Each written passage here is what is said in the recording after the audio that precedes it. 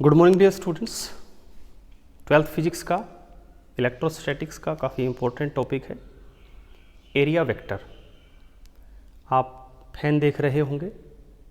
देखिए गर्मी तो है, लेकिन ये गर्मी के लिए नहीं लगाया है, क्योंकि अगर हम इसको चलाएंगे तो आवाज़ नहीं आएगी। हमारा एक टॉपिक जो ये है area vector, it's very important. तो प्यारे बच्चों, उसको समझने के लिए एक एक्टिविटी है हमारी, उसके लिए इसमें फ़ैन की ज़रूरत पड़ेगी। प्यारे बच्चों, हमने 11th क्लास में ये पढ़ा है कि area is a scalar quantity, और हमने उसको स्केलर की तरह ट्रीट भी किया है, बट अंडर सर्टेन कंडीशन। ध्यान रहे, not in every condition, under certain conditions area is to be treated as vector. जैसे मान लीजिए मैं आपसे कहता हूं कि एक रूम है, उस रूम के फर्श का एरिया इतना है, दीवार का एरिया इतना है, दूसरी दीवार का एरिया इतना है, छत का एरिया इतना है, टोटल एरिया बताइए। तो you have to treat it like a scalar. फिर आप उसको स्केलर की तरह ट्रीट करेंगे, सारे एरिया को जोड़ देंगे, you will give the answer कि this is the total area. So in this situation area is a scalar quantity. But dear student, there is also some different situation in which area is a vector quantity. So what is that situation? The situation is the flow of any fluid through some area. तो प्यारे बच्चों, मेरे पास एक area है, ठीक है, ये हमने एरिया ले लिया, और प्यारे बच्चों इसमें से एक फ्लूइड, यहाँ पे हम एयर लेंगे, वो पास हो रहा है। ओके प्यारे बच्चों, तो एक बार हम चलाते हैं, थोड़ा हवा भी लग जाएगी। तो देखिए बच्चों, अब इस एरिया को अगर मैं इसके सामने ऐसे होल्ड करता हूं, तो कॉमन सेंस की बात है कि इसमें से एयर फ्लो हो रही है, इधर से इधर आ रही है। लेकिन अगर मैं इसको थोड़ा टिल्ट करता हूं ऐसे, तो अब पहले जितनी एयर इसमें से पास नहीं हो रही, या मैं कह दूं कि अगर मैं इसको बिल्कुल यूं कर दूं, बिल्कुल इसके ऐसे, तो ऊपर से हवा आ रही है, नीचे से आ रही है, लेकिन यूं नहीं जा रही है इसमें से। तो आप क्या कह सकते हैं कि इसमें से कितना एयर फ्लो हो रहा है? वो डिपेंड करता है कि इसका ओरिएंटेशन क्या है with respect to the velocity of this air flow. प्यारे बच्चों, in this type of situation area is to be treated as a vector quantity. प्यारे बच्चों, now consider the flow of this air.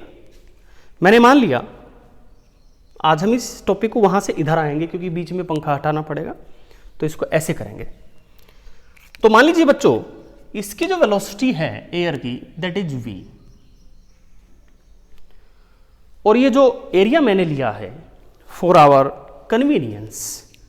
प्यारे बच्चों, मैं इसका एक रेक्टेंगुलर पार्ट ले लेता हूं, क्योंकि सर्कुलर पार्ट में बात तो आ जाएगी, बस थोड़ा सा टिपिकल पड़ेगा, इसलिए मैंने इसका क्या किया बच्चों, एक बीच का हिस्सा, अब आपको तो दिखेगा नहीं, लेकिन आप ये मान लीजिए हमने इसका एक रेक्टेंगुलर हिस्सा जो है वो कंसिडर कर लिया है। बाकी मान लीजिए सपोज करो बंद है, सिर्फ इतने हिस्से में से एयर जा सकती है, और इस रेक्टेंगुलर का जो लेंथ है वो L है, ब्रेड्थ है वो B है।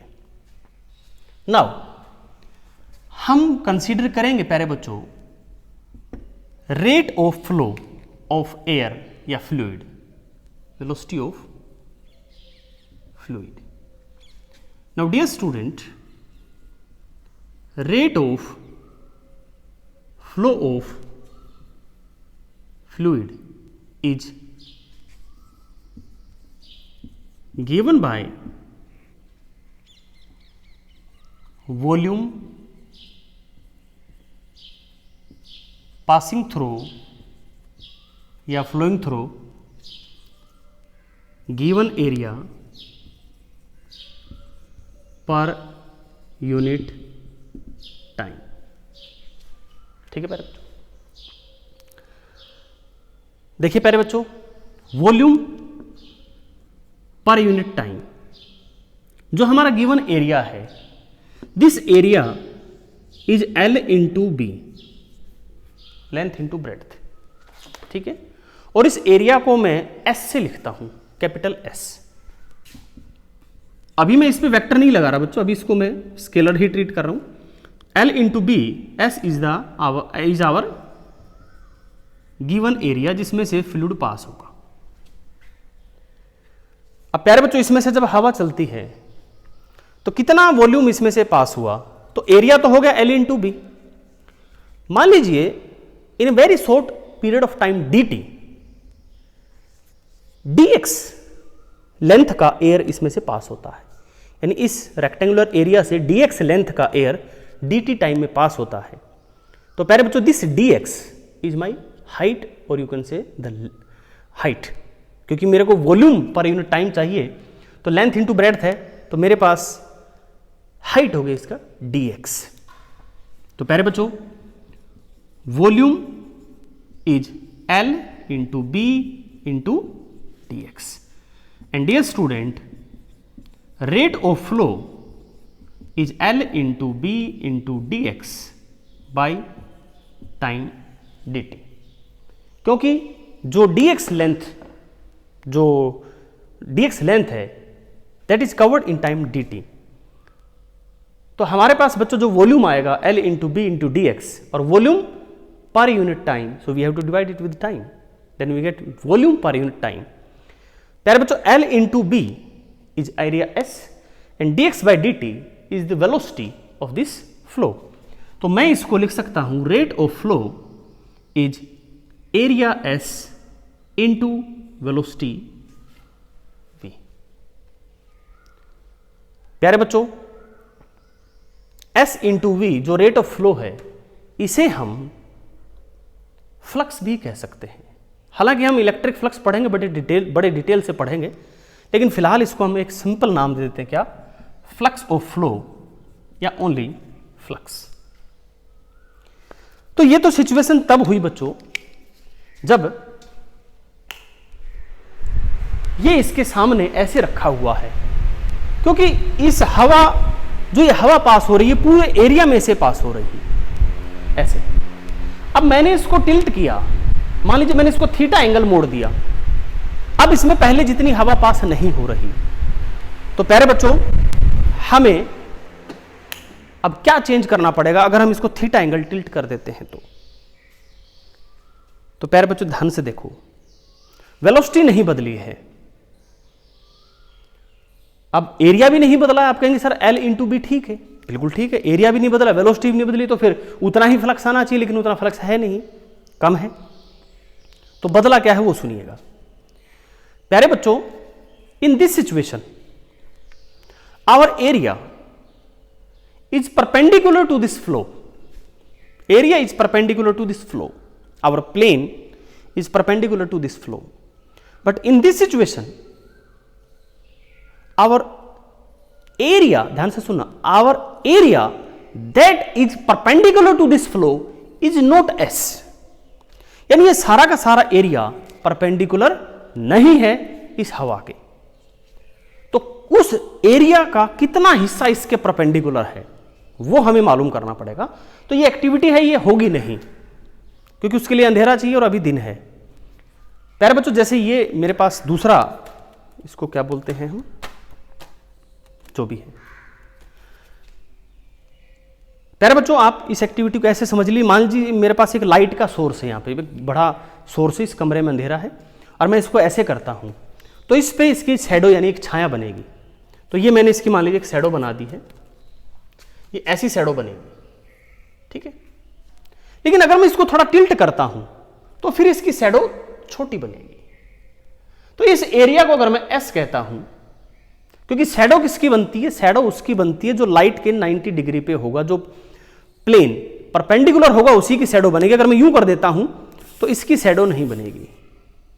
तो प्यारे बच्चों, यूं किया तो S एरिया की शैडो बनी, तो आप कह सकते हैं कि S एरिया इसके बिल्कुल परपेंडिकुलर है। और जब इसको मैं थोड़ा टिल्ट करता हूं तो ये जो एरिया है ये परपेंडिकुलर है लाइट के, and this area is S cos theta. Theta is the this angle of tilting. तो कहने का अर्थ ये है कि अगर आप इसको ऐसे रखते हैं तो S एरिया परपेंडिकुलर है, अगर आप इसको ऐसे रखते हैं तो S cos theta is the perpendicular area. यहां हम लिखेंगे if we tilt the area by an angle theta then हमारे पास जो फ्लक्स होगा that will be V and I can say S perpendicular. S perpendicular is the area that is perpendicular to the flow और जिसको आप प्यारे बच्चों कह सकते हैं प्रोजेक्शन, एक ये वर्ड है मैथमेटिक्स में भी आता है। This is the projection of area and this S perpendicular is प्यारे बच्चों S cos theta.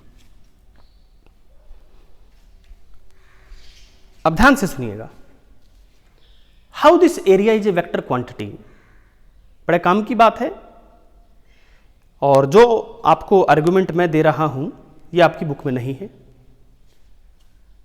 Even dear student, area vector topic को जनरली इग्नोर करते हैं, बच्चे भी इग्नोर करते हैं और भी इग्नोर करते हैं, लेकिन इस टॉपिक को बड़े अच्छे से समझना बहुत ज़रूरी है, क्योंकि जैसे बहुत से मिसकंसेप्शंस वो टॉपिक्स के बारे में है तो इसके बारे में भी बहुत से मिसकंसेप्शंस है।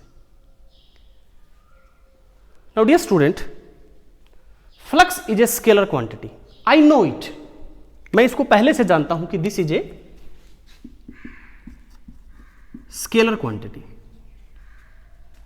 And dear student, velocity is a vector quantity.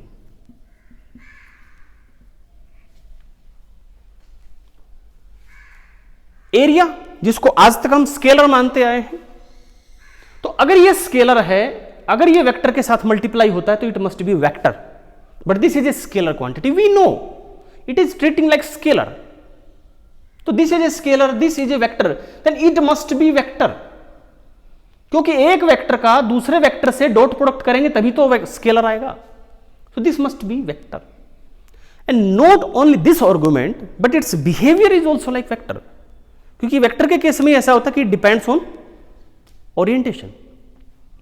प्यारे बच्चों, flux is a scalar quantity and this right hand side can be written as velocity vector dot S vector, क्योंकि आप लिख सकते हैं V S cos theta is the dot product of V and S vector. अब प्यारे बच्चों, area को vector बना दिया हमने, यहां बना दिया वेक्टर, अब बात फिर आती है इसकी भाई डायरेक्शन भी देनी पड़ेगी। तो देखो प्यारे बच्चों, ये कन्वेंशन है, अब जो मैं बता रहा हूं this is purely A convention, यानी ये माना गया है, जैसे एक्स वाई जेड का कन्वेंशन है ऐसे ही ये कन्वेंशन है कि एरिया की जो डायरेक्शन ली जाएगी दैट विल ऑलवेज, देखिए डायरेक्शन ऑफ एरिया के बारे में सबसे ज्यादा मिसकंसेप्शन है, उसका जरूर ध्यान रखिएगा। ये मेरे पास एरिया है, इसके 90 डिग्री पे इसकी डायरेक्शन होगी, ये एरिया है, इसके 90 डिग्री पे इसकी डायरेक्शन होगी। अब प्यारे बच्चों, 90 डिग्री तो ये भी है, सम ऑफ द स्टूडेंट्स क्या कहते हैं, कोई सा भी ले लीजिए, आप ये डायरेक्शन भी ले सकते हैं, ये भी ले सकते हैं, बिल्कुल नहीं, क्योंकि अगला जो टॉपिक हमारा इलेक्ट्रिक फ्लक्स, उसमें आप देखेंगे कि अगर आप ये डायरेक्शन लेते हैं तो अलग आंसर होता है, ये डायरेक्शन लेते हैं तो अलग आंसर होता है। बच्चों, अब सवाल ये आता है कि इसकी डायरेक्शन क्या है, तो मैंने कहा कि 90 डिग्री पे होगी। प्यारे बच्चों, जब कभी भी ऐसी सिचुएशन में आपसे पूछा जाए what is the direction of area, then this is not complete question, आपको यह भी बताना पड़ेगा वेयर इज द ऑब्जर्वर। मान लीजिए मैं ऐसे हूं, मेरे से पूछे what is the direction of area, मैं कहूंगा ये रही भाई, सॉरी ये इसकी डायरेक्शन है, आप उस तरफ खड़े हैं, आपसे कोई पूछे what is the direction of area, आप बोलेंगे दिस इज द डायरेक्शन। तो प्यारे बच्चों, ये डिपेंड करता है कि वेयर इज द ऑब्जर्वर। एक कमरा है, आप उस कमरे के अंदर हैं, मैं पूछता हूं उसके छत का एरिया जो है उसकी डायरेक्शन क्या है, तो आप कहेंगे नीचे की तरफ है, पंखे के साथ नीचे की तरफ। लेकिन अगर आप उसी कमरे की छत पे खड़े हैं, फिर आपसे पूछा जाए व्हाट इज द डायरेक्शन, तो आप ऊपर की तरफ बताएंगे। ठीक है, same area different direction, it depends on the position of the observer. प्यारे बच्चों, अगर एरिया ऐसा हो, ये हमारे पास फोन का है एक, अगर हमारे पास ऐसा एरिया है, ऐसे एरिया को क्या कहते हैं प्यारे बच्चों? क्लोज एरिया बोलते हैं। This is close area. ये ओपन एरिया था, close surface, not area, close surface. तो क्लोज सरफेस के बारे में कन्वेंशन है, और अगेन मैं कह रहा हूं कि कन्वेंशन है, ऐसा नहीं कि ये कोई लॉ है फिजिक्स का। अगर ये कन्वेंशन पहले उल्टी मान लेते तो उल्टी मान लेते। तो प्यारे बच्चों, कन्वेंशन क्या है कि इस एरिया की डायरेक्शन ये है, इसकी डायरेक्शन ये है, इसकी ये है, इसकी ये है, इसकी ये है, इसकी ये है। तो अगर हमारे पास एरिया है प्यारे बच्चों कैसा? क्लोज, क्लोज्ड सरफेस एरिया, इसकी direction will always be outward drawn normal. ठीक है प्यारे बच्चों, कोई क्लोज सरफेस हो उसकी जो डायरेक्शन होगी that will B outward drawn normal. देखो बच्चों, ये तो बड़ा सिंपल सा एरिया है, ठीक है, ये भी बड़ा सिंपल सा एरिया है। लेकिन मान लीजिए अगर हमारे पास कोई कर्व्ड एरिया हो और क्लोज हो, this is a closed curved area. अब इसमें आप डायरेक्शन कैसे देंगे? तो प्यारे बच्चों, इसमें डायरेक्शन देने से पहले आपको इसको क्या करना पड़ेगा? आपको इसको छोटे छोटे हिस्सों में डिवाइड करना पड़ेगा। ठीक है, ये हम इसमें ऐसे इस तरह से